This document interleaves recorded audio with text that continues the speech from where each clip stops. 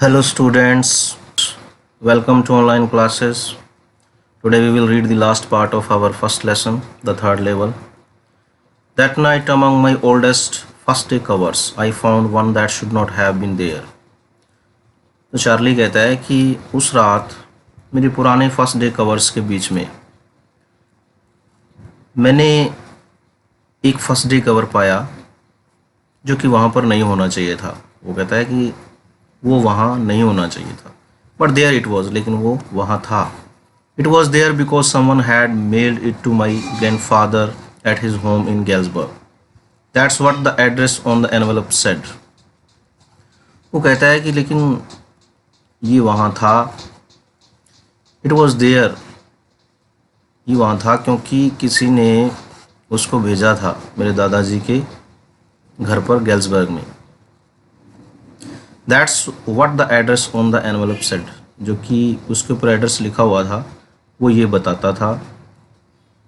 And it had been there since July 18, वो वहाँ पर कब से था? 18 जुलाई से 1894, 18 जुलाई 1894 से। The post mark showed that, उसके ऊपर जो स्टैंप लगी हुई थी वो ये बताती थी। Yet I did not remember it at all, कहता है तो भी मुझे वो कहता है कि बिल्कुल याद नहीं था ये। The stamp was 6 cent, 6 cent की स्टैंप लगी हुई थी, डल ब्राउन, हल्के भूरे रंग की, with a picture of president Garfield, राष्ट्रपति गारफील्ड की पिक्चर थी उसके ऊपर। Naturally when the envelope came to grandad in the mail, कहता है कि स्वाभाविक सी बात थी कि जब इसे भेजा गया, मेल किया गया, it went right into his collection and stayed there, तो वो उसकी कलेक्शन, उसके संग्रह में आ गया और वहीं पर रहा। Till I took it out and open it, तब तक जब तक कि मैंने इसको बाहर नहीं निकाला और खोला नहीं। तो मतलब कि 1894 में अब उसको सेंड किया गया है और दादाजी गैल्सबर्ग में रहते थे, तो गैल्सबर्ग में दादाजी के एड्रेस पर ये मेल, ये जो एनवेलप था वो भेजा गया और वो चार्ली के कलेक्शन में आ गया। अब चार्ली ने जब तक उसको खोला नहीं और निकाला नहीं बाहर, तो अब वो उसको खोल करके निकाल करके देखेगा क्या है उसमें। The paper inside was not blank, it red, वो कहता है कि जो पेपर उसके अंदर था वो खाली नहीं था, उस पर कुछ लिखा हुआ था, एड्रेस लिखा हुआ है, लार्ड स्ट्रीट, गैल्सबर्ग, इलिनॉइस, जुलाई 18, 1894, चार्ली। अब चार्ली का वो लेटर लिखा हुआ है, उसके ऊपर क्या लिखा हुआ है? I got to wishing that you are right, वो कहता है कि मैं विश्वास करना चाहता था कि तुम सही होते। Then I got to believing you are right, और फिर वो कहता है कि मैं विश्वास करने लग गया तुम पर कि तुम सही थे। एंड चार्ली इट्स ट्रू, वो कहता है ये सच है। I found the third level, मैंने थर्ड लेवल ढूंढ लिया है।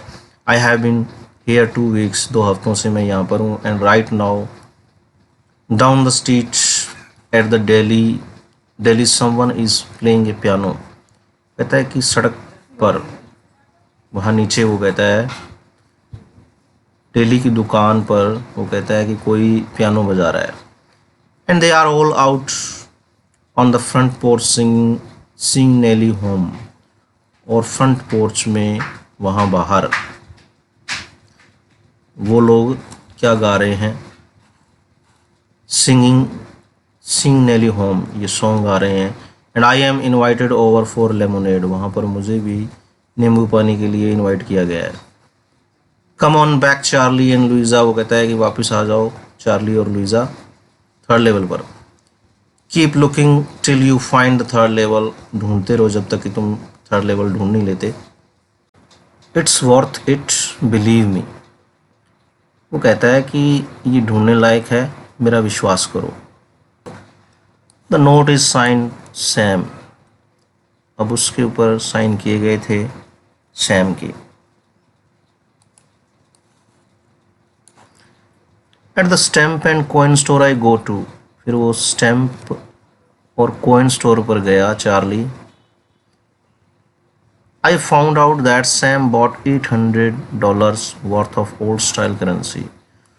वो कहता है कि उसने $800 लिए थे पुरानी करेंसी के, खरीदे थे. That ought to set him up in a nice little hay feed and grain business. जिससे कि वो एक अच्छा बिजनेस कर सकता था. हे फीड, चारे का, और ग्रेन, अनाज का बिजनेस वो कर सकता था. He always said that's what he really wished he could do. हमेशा ही वो कहता था कि वो उसकी इच्छा थी वो काम करने की.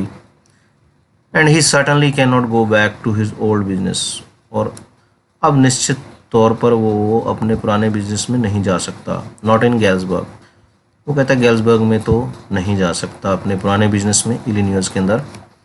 इन 1894, 1894 में. Is old business. अब क्वेश्चन ये है कि ओल्ड बिजनेस क्या था. Why Sam was my psychiatrist.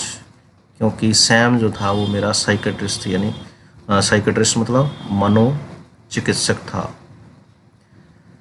तो ओल्ड बिजनेस उसका साइकेट्रिस्ट था वो ओल्ड बिजनेस के अंदर, और 1894 में वो अपना ये बिजनेस नहीं कर सकता था.